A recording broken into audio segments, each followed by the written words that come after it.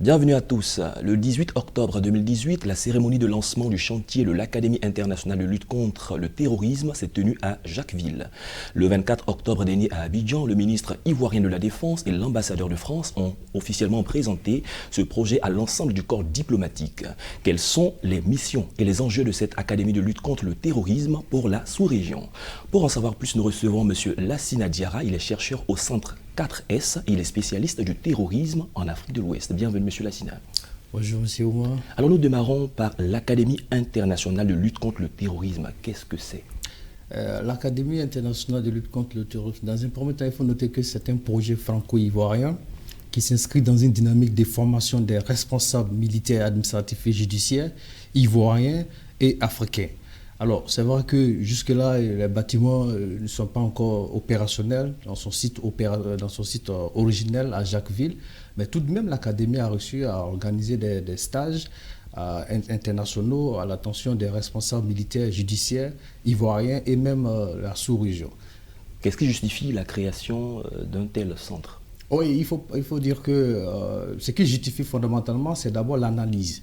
On est parti d'un constat selon lequel la menace terroriste est une menace transnationale.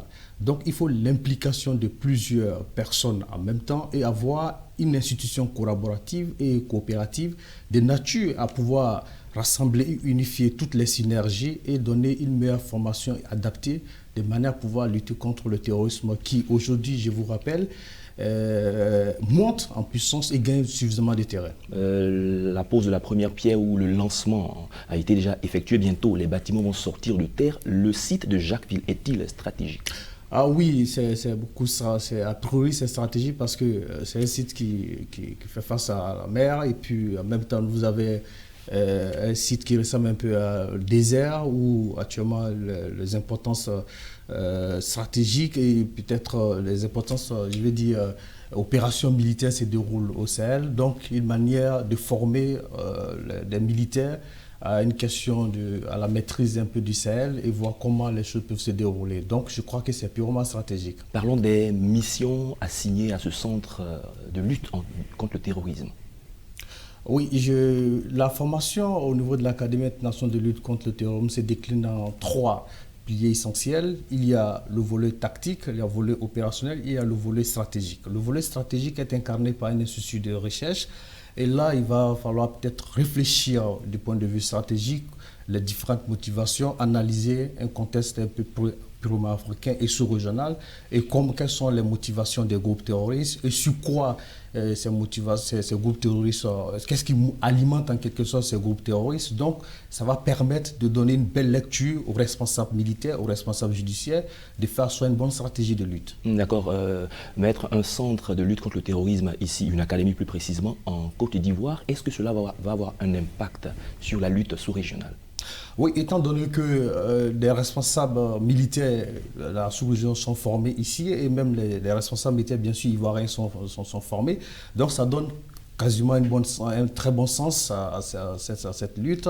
Et encore, il faut souligner qu'il ne peut pas avoir une lutte solidaire. Il faut une coordination, il faut une conjugaison des efforts, il faut une synergie d'action. Et donc, l'Académie internationale de lutte contre le terrorisme, je crois, se veut un cadre collaboratif, un cadre coopératif et capable de rassembler tout le monde et donner une orientation claire. Je vous le dis très clairement, la lutte contre le terrorisme demande fortement une synergie d'action, une approche commune. Et donc, lorsque nous ne sommes pas capables d'avoir une approche commune, nous ne sommes pas capables de renforcer nos synergies d'action, il est clair que des actions solitaires, nous l'avons vu quelque part, qui ne payent pas. Alors, ce centre, c'est également un cadre de formation pour les cadres, une école de formation pour les cadres. La formation va porter sur quoi pour ces cadres-là? Non, je crois que le stage dernier, c'était sur la gestion des crises terroristes. Et là, c'était vraiment intéressant, comment il faut gérer une crise terroriste. Et au-delà de ça, il y aura suffisamment de modules de formation à venir. Et donc, on aura beaucoup d'éléments et beaucoup de choses d'enseignement à tirer et beaucoup de choses qui peuvent faire asseoir une bonne stratégie de lutte. Qu'en est-il du niveau de collaboration entre la France et la Côte d'Ivoire? Qui fait quoi exactement dans cette collaboration? J'avoue que je ne sais pas trop, mais ce que je peux dire, c'est que la Côte d'Ivoire était chargée de trouver le site. On l'a dit tout à l'heure, à Jacquesville. La France a donné un financement, je crois, tout de 13 ou 18 millions d'euros. Voilà, je crois que c'est quasiment important, mais la collaboration va mieux se structurer davantage. Et l'Académie internationale, je crois qu'elle gagnera son efficacité.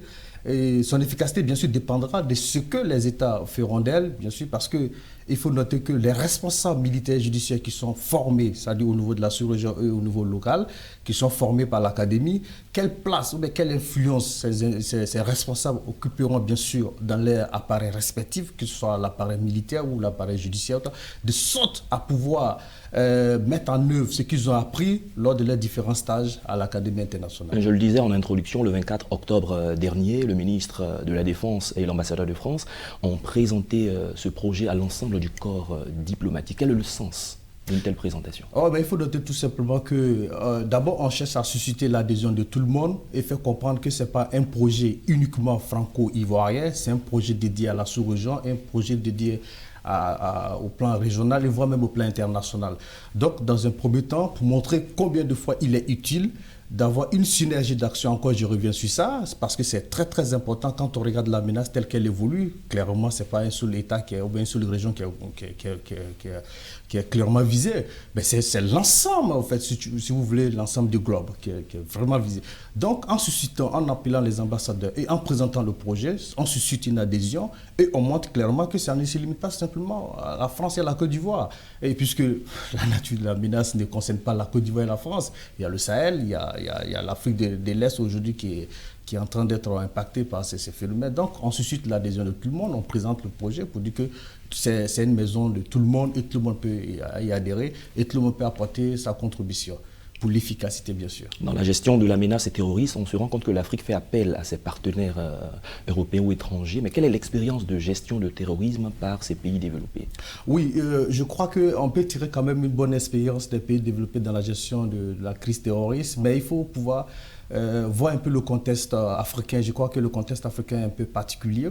Quand on regarde un peu en Europe et aux États-Unis, il n'y a pas eu en tant que tel des territoires occupés par des groupes terroristes. Par contre, en Afrique de l'Ouest, nous avons le Sahel, c'est-à-dire le Burkina, le Mali, le Nigeria et une partie du Niger qui sont véritablement occupés aujourd'hui par des groupes terroristes. Donc, clairement, qu'est-ce qu'il faut exactement? Est-ce qu'il faut s'inspirer uniquement de l'expérience occidentale? Et pour pouvoir endiguer, je ne crois vraiment pas. Il faut pouvoir analyser le phénomène de façon sous-régionale et de façon locale pour pouvoir tirer et faire soit une bonne stratégie. Parce qu'en réalité, qu'est-ce qu'on constate? Les États n'ont pas une bonne stratégie. Donc, pas une bonne stratégie de lutte contre le terrorisme. Vous convenez avec moi qu'aujourd'hui, au Sahel, on a l'impression que les groupes terroristes ont l'initiative. Et les États, par exemple, les États du champ, le Mali, le Burkina, sont dans une posture réactionnelle. Or, dans un champ, dans un combat tel que le terrorisme, si vous n'avez pas une armée nationale, n'a pas l'initiative, c'est quasiment difficile. Donc, il est quand même important d'avoir une stratégie. Et encore une fois, j'ai parlé de la synergie. La synergie d'action demande aussi que des grands principes soient édictés. Et parlant des grands principes, il faut une analyse commune de la menace. Parce que c'est quoi une analyse commune? Quelle est l'analyse que fait la Côte d'Ivoire de la menace? Est-ce que c'est la même analyse que le Burkina fait? Est-ce que c'est la même analyse que le Ghana fait? Il faut avoir absolument ça. Et donc, ça en permet de dégager les grands principes et sur lesquels nous allons avoir des stratégies dites aspirines. Et donc, quand nous avons des stratégies dites aspirines, il s'agit simplement de calmer le mal et non de traiter le mal à la racine. Et c'est ce qui est plus dangereux. Les populations qui sont très très vulnérables ont-elles un rôle à jouer dans la prévention d'une telle menace? Oui, bien sûr, parce que quand on lit un peu l'expérience algérienne, on voit que la population a été vraiment substantielle dans la lutte contre le terrorisme du côté de l'Algérie, parce qu'une fois que la population a une bonne adhésion, ça permet le renseignement le renseignement fonctionne très bien et les forces de défense et de sécurité également sont immédiatement alertées sur ce nombre de facteurs. Et je crois qu'on ne peut pas gagner le terrorisme aujourd'hui sans une bonne collaboration de la population. Parce que du coup, on a l'impression que les groupes terroristes prennent la population en otage et parce que le champ d'action, le champ militaire a totalement changé. Aujourd'hui, on ne parle plus d'une confrontation directe interétatique, mais on a vu le champ stratégique et le champ tactique se déplace plus dans les centres urbains et dans les agglomérations. Donc là, il faut une bonne implication de la population civile. Merci, M. Lassina Diarra. Je rappelle que vous êtes chercheur au Centre 4S et spécialiste du terrorisme en Afrique de l'Ouest. Merci d'avoir accepté notre invitation. C'est moi qui vous remercie. Je rappelle qu'avec vous, nous avons parlé de l'Académie internationale de lutte contre le terrorisme, les enjeux pour la sous-région. Merci à tous de nous avoir suivis. Bonne suite de nos programmes sur Medi 1 TV Afrique.